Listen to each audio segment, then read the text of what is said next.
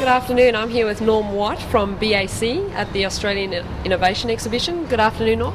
Catherine, how are you? Very well. Thank you so much for attending the exhibition this year. No, it's been great. We've had a lot of interest, a lot of people coming along to talk not only about the sort of products but the capabilities for fibre composite work, so it's been really good.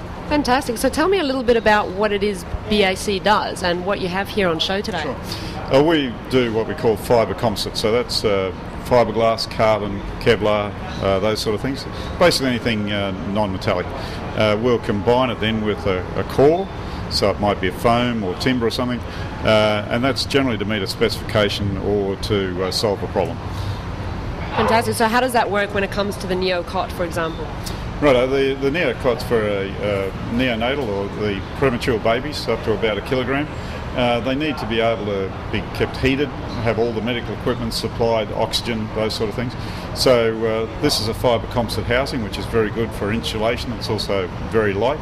Then we combine it with the rest of the framework and our power lifter, which means they can raise and lower it without any manual effort. And we can make it we've made it fully air transportable, so it's certified for carriage in aircraft. Fantastic. A very, very important product here, that's for sure.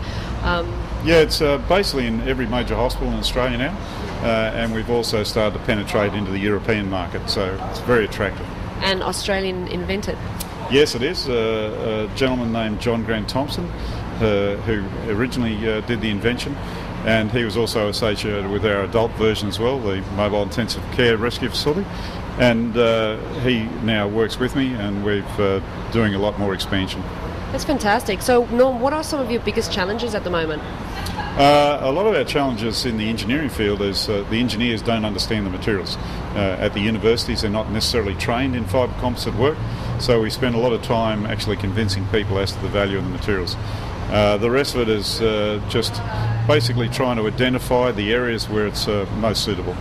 And how can the Australian Innovation Exhibition and its directors help you with that? Well, I guess it's exposure, and that's always important. It gets us in contact with a lot more people who may need our sort of services, and as well as that, it's interesting to talk to the other companies about similar sorts of problems. So have you been able to establish quite a lot of strategic alliances from the other exhibitors here today? Yeah, we've got a lot of interest and hopefully a lot of follow-on meetings, and that can potentially lead to a lot more business. Now, Norm, when I was about to leave after the earlier interview, I noticed a house here in your exhibition. So tell me more about this. Okay, this is our foldable building, Catherine. You've seen the demountable buildings go on the back of the truck. Well, basically you can only put one per truck, and I always thought that was very inefficient. So what I had as a concept, I gave it to one of my engineers to say we need to be able to work these so they would fold. So what you see here is the outcome of that. This is our prototype that we've also patented, and basically we can fold these down and fit 3 or 4 per truck. So we've just trebled the efficiency of moving the things around. That's fantastic. So where can we expect to see these being used? Yeah, well, any demountable situation, the mine site, the office things, because they're fibre composite construction, they're corrosion resistant, they're very lightweight.